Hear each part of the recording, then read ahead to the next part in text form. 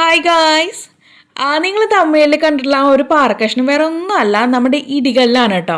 അപ്പോൾ എൻ്റെ ഇടികല്ലിൻ്റെ ഒരു സൈഡ് പൊട്ടിപ്പോയായിരുന്നു. അപ്പോൾ അത് വെച്ചിട്ടാണ് ഞാൻ തമിഴിൽ ക്രിയേറ്റ് ചെയ്തിരിക്കുന്നത്. ഇതുപോലെ ക്യൂരിയോസിറ്റി ആയിട്ടുള്ള കാര്യങ്ങൾ വെച്ചാൽ മാത്രമേ നിങ്ങൾ ആ വീഡിയോ ഓപ്പൺ ചെയ്യുള്ളൂ എന്നുള്ള അവസ്ഥ വരെ ആയി തീർന്നിട്ടുണ്ട് കേട്ടോ. അപ്പോൾ നമ്മൾ വീഡിയോയിൽ പറയുന്ന കാര്യങ്ങൾ കണ്ടിട്ട് മാത്രം വീഡിയോ വിമർശിക്കാൻ വരിക, അതല്ലാതെ തമിഴിൽ കണ്ടിട്ട് നമ്മുടെ വീഡിയോ ഒരിക്കലും വിമർശിക്കരുത്. വീഡിയോയുടെ അകത്ത് ഓപ്പൺ ആയിട്ട് ഡീറ്റെയിൽ ആയിട്ട് എല്ലാം പറഞ്ഞിട്ടുണ്ടാകും. ഓക്കെ, പിന്നെ നമ്മൾ ഈ പറഞ്ഞ പാറക്കഷ്ണം ഇല്ലാണ്ട് ഇന്നത്തെ റെമഡി നമുക്ക് ചെയ്തെടുക്കാൻ പറ്റില്ല, അത് വേറെ കാര്യം കേട്ടോ. അപ്പോൾ നമുക്ക് നമ്മുടെ വീഡിയോ തുടങ്ങാം. അപ്പോൾ എന്താണെന്ന് പറഞ്ഞില്ലല്ലേ, നമ്മുടെ പിഗ്മെൻറ്റേഷൻ, കരിമംഗലം ഇങ്ങനെയുള്ള കാര്യങ്ങളൊക്കെ പോകാൻ വേണ്ടിയിട്ടുള്ള ഒരു റെമഡിയാണ് നമ്മളിത് ചെയ്ത് കാണിക്കുന്നത്. സാധാരണയായിട്ട് കരിമംഗല്യത്തിനും പിഗ്മെൻറ്റേഷൻ, ഡാർക്ക് സ്പോട്ട്, ഡാർക്ക് സ്പാച്ചസ് ഇങ്ങനെയുള്ള കാര്യങ്ങളൊക്കെ ക്ലിയർ ആക്കാൻ വേണ്ടി ഞാൻ സെയിൽ ചെയ്യുന്ന ഒരു ജെല്ലാണ് ഈ ഒരു കടുക്ക ജെൽ കേട്ടോ. അപ്പോൾ ഇത് എന്നെ ഫോളോ ചെയ്യുന്നവർക്കും എൻ്റെ വ്യൂവേഴ്സിനൊക്കെ അറിയാം ഇതെന്താണെന്നുള്ളത്. ഇത് ഉപയോഗിച്ചിട്ട് ഒരുപാട് കസ്റ്റമേഴ്സ് നമുക്ക് അവരുടെ ഒരു ഫീഡ്ബാക്ക്, അവരുടെ അനുഭവം നമ്മുടെ ഷോർട്ട് വീഡിയോയിൽ ഞാൻ ഉൾപ്പെടുത്തിയിട്ടുണ്ട് കേട്ടോ.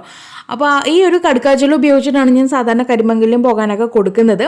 അപ്പോൾ ഇത് വാങ്ങിക്കാൻ പറ്റാത്തവർ നമ്മുടെ വ്യൂവേഴ്സിലുണ്ട് കേട്ടോ. അപ്പോൾ അവർക്ക് വേണ്ടിയിട്ടുള്ള ഒരു വീഡിയോയും കൂടിയാണ് നമ്മൾ ഇന്ന് ചെയ്തെടുക്കാൻ പോകുന്നത്. വളരെ ഈസി ആയിട്ട്, കുറച്ചൊന്നാ കഷ്ടപ്പാടും ഉണ്ട് കേട്ടോ. വളരെ ഈസി ആയിട്ടുള്ള റെമഡിയാണ്, പക്ഷെ നമ്മളത് ചെയ്തെടുക്കാനായിട്ട് ഇച്ചിരി ബുദ്ധിമുട്ടുമുണ്ട്. അപ്പോൾ നിങ്ങൾ ബുദ്ധിമുട്ടാൻ തയ്യാറാണെന്നുണ്ടെങ്കിൽ നിങ്ങൾക്കുള്ളതാണ് ഈ ഒരു വീഡിയോ.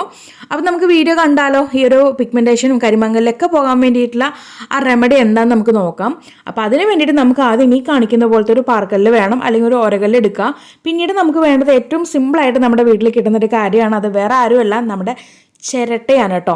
നമ്മൾ തേങ്ങ ചിരവിയിട്ട് കളയുന്ന ചിരട്ട. ഓക്കെ, അപ്പോൾ ഈ ഒരു നമ്മുടെ കോക്കനട്ട് ഷെല്ല്, ഈ ഒരു തേങ്ങയുടെ ചിരട്ട വെച്ചിട്ടാണ് നമ്മൾ ഈ ഒരു പിഗ്മെൻറ്റേഷൻ മാറ്റിയെടുക്കാൻ വേണ്ടിയിട്ട്, അല്ലെങ്കിൽ കരിമംഗലിൽ മാറ്റിയെടുക്കാൻ വേണ്ടിയിട്ടുള്ള റെമഡി ചെയ്യാൻ പോകുന്നത്. ഗൈസ്, ഞാൻ വീഡിയോ സ്റ്റാർട്ട് ചെയ്യുകയാണ്. അപ്പോൾ നല്ല വൃത്തിക്കുള്ള ഒരു ചിരട്ട എടുക്കുക. ഇത് ഈ കാണുന്നത് ഇന്ന് ഞാൻ തേങ്ങ ചിരവി മാറ്റിയിട്ടുള്ള ചിരട്ടയാണ് കേട്ടോ. എന്നിട്ട് നന്നായിട്ട് കഴുകിയതിന് ശേഷം അതിൻ്റെ മുകളിൽ കാണുന്ന ആ ഒരു നാരും കാര്യങ്ങളൊക്കെ അങ്ങ് മാറ്റുക കേട്ടോ. നാരുണ്ടെങ്കിൽ നമുക്കിതിങ്ങനെ സ്കിന്നിൽ ഇങ്ങനെ എന്താ പറയുക, ഒന്ന് പിരിപിരിങ്ങനെ കിടക്കും. അപ്പോൾ അതുകൊണ്ട് ആ നാരും കാര്യങ്ങളൊക്കെ അങ്ങ് മാറ്റുക. എന്നിട്ട് ഇതുപോലെ ആ ഒരു നമ്മൾ എവിടെയാണോ ആ ഒരു ചിരട്ടയുടെ പോർഷൻ എടുക്കാൻ പോകുന്ന ആ ഒരു ഭാഗത്ത് കംപ്ലീറ്റ് ആയിട്ട് ഞാൻ നാര് കംപ്ലീറ്റ് മാറ്റിയിട്ടുണ്ട്. ഇനി നമ്മൾ ഈ ഒരു ചിരട്ടനെ ഈ ഒരു കാണിക്കുന്ന ഒരകല്ല് വെച്ചിട്ടങ്ങ് ഒരതാൻ പോവാണ് കേട്ടോ. നന്നായിട്ട് അങ്ങ് ഉരച്ചെടുക്കാൻ പോവാണ്.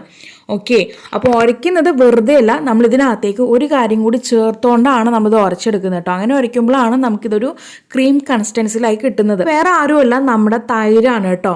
തൈര് ഒരല്പം ഇതിനകത്തേക്ക്, അതായത് നമ്മൾ ഉരയ്ക്കാൻ പോകുന്ന ആ കല്ലിന് മീതെ അങ്ങ് വെച്ച് കൊടുക്കുക. എന്നിട്ട് വേണം നമ്മൾ ആ ഒരു ചിരട്ട അതിന്മേലെ വെച്ച് നന്നായിട്ട് ഉരച്ചു കൊടുക്കാനായിട്ട്.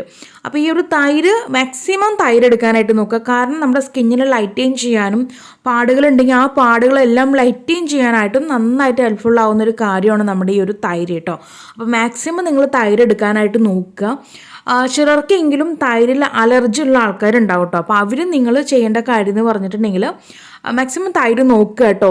ഒരു രക്ഷയില്ല, നമുക്ക് തൈര് ഉപയോഗിച്ച് ഭയങ്കര പ്രശ്നമാണ് എന്നുണ്ടെങ്കിൽ മാത്രം നിങ്ങളവിടെ പശുവിൻ പാലോ, പച്ച പശുവിൻ പാലോ, പാക്കറ്റ് പാലോ എടുക്കാം, അല്ലെങ്കിൽ റോസ് വാട്ടർ. ഇനി ഇതൊന്നും അല്ലെങ്കിൽ നമുക്ക് അരി കഴുകിയിട്ടുള്ള വെള്ളം അത് ഉപയോഗിച്ചിട്ടും ചെയ്യാം കേട്ടോ. എസ്പെഷ്യലി എന്തെങ്കിലും ഒരു നല്ലൊരു വെള്ളം എടുക്കാൻ, അതായത് നോർമൽ വാട്ടറിന് പകരം, അതായത് സാധാരണ കുടിക്കുന്ന വെള്ളത്തിന് പകരം എന്തെങ്കിലും എക്സ്ട്രാ ആയിട്ടുള്ള വെള്ളം എടുക്കുകയാണെന്നുണ്ടെങ്കിൽ സൂപ്പർ റിസൾട്ട് ആയിരിക്കും നമുക്ക് കിട്ടുക. മാക്സിമം തൈര് തന്നെ എടുക്കാനായിട്ട് നോക്കുക, കാരണം ആ ഒരു കോമ്പിനേഷനിലാണ് നമുക്ക് വർക്ക് ആവുന്നത് കേട്ടോ. അപ്പോൾ മാക്സിമം നിങ്ങൾ അത് തന്നെ എടുക്കാനായിട്ട് നോക്കുക. അല്ല ഒരു രക്ഷയില്ല, നമുക്ക് ബുദ്ധിമുട്ടാണെന്നുണ്ടെങ്കിൽ മാത്രം നിങ്ങളത് ഒഴിവാക്കിയിട്ട് ഞാൻ ഈ പറഞ്ഞ കാര്യങ്ങൾ ഏതെങ്കിലും ഒരു കാര്യം ഉപയോഗിച്ചാൽ മതിയോ. അപ്പോൾ ഞാനിവിടെ ആ ഒരു തൈരും മീതെ, അതായത് കല്ലിൻ്റെ മീതെ നമ്മൾ തൈര് വെച്ച് കൊടുത്തിട്ടുണ്ടായിരുന്നു. എന്നിട്ട് നന്നായിട്ട് ചിരട്ട ഉപയോഗിച്ചിട്ട് ഉരച്ച് കൊടുക്കുകയാണ് കേട്ടോ. പിന്നെ നമ്മളിതിങ്ങനെ കുറച്ച് ഉരച്ചെടുക്കാനായിട്ട് ഇച്ചിരി പാടുണ്ട്. ഇതാണ് ഞാൻ കഷ്ടം എന്ന് പറഞ്ഞിട്ടുണ്ടായിരുന്നു കേട്ടോ.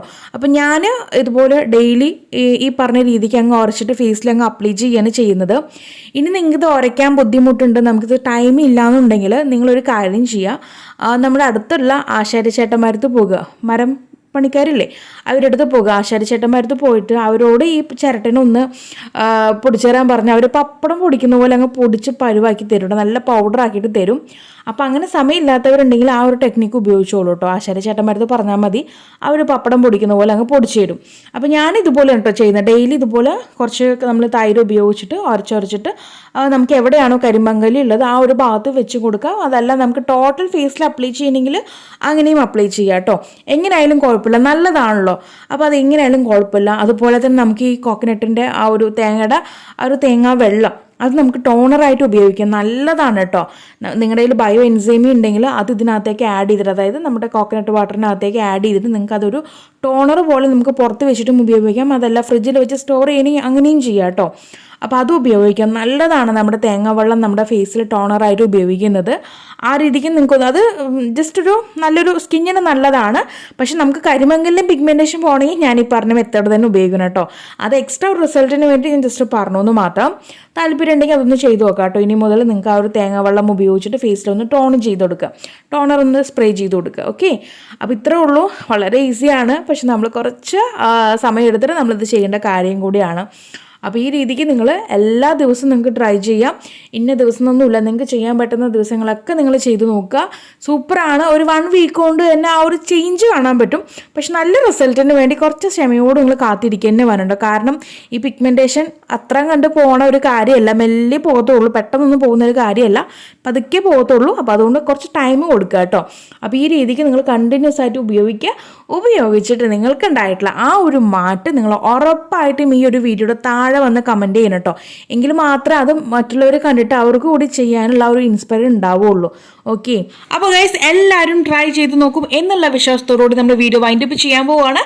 അപ്പോൾ ഇനിയൊരു പുതിയ വെറൈറ്റി വീഡിയോയുമായി വരുന്നവരേക്കും tata bye bye from Shamna.